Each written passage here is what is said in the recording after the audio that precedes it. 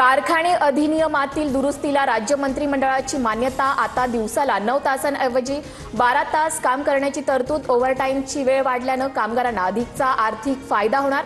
कामगार मंत्री आकाश पुणकर यांची माहिती।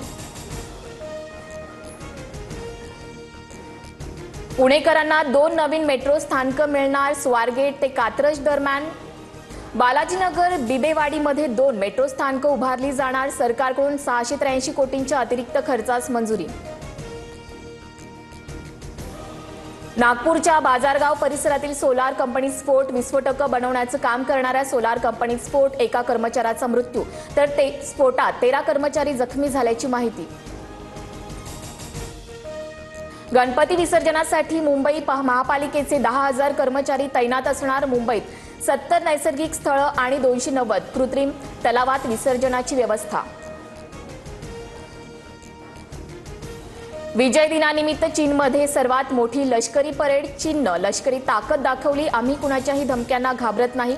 चीनचे राष्ट्राध्यक्ष शी जिनपिंग यांचं वक्तव्य।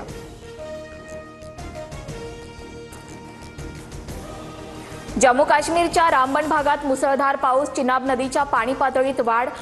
बगलिहार सलाल धरणातून विसर्ग सुरू।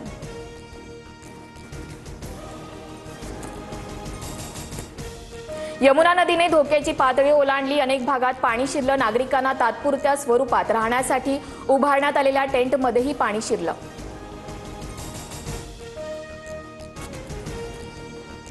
हवामान विभागाकडून संपूर्ण राज्यात जोरदार पावसाचा इशारा। कोकण मध्य महाराष्ट्रात अतिवृष्टीचा इशारा। विदर्भ मराठवाड्यात मुसळधार पावसाची शक्यता। तर पुण्यासह घाट परिसर ठाणे मुंबई रायगडला ऑरेंज अलर्ट।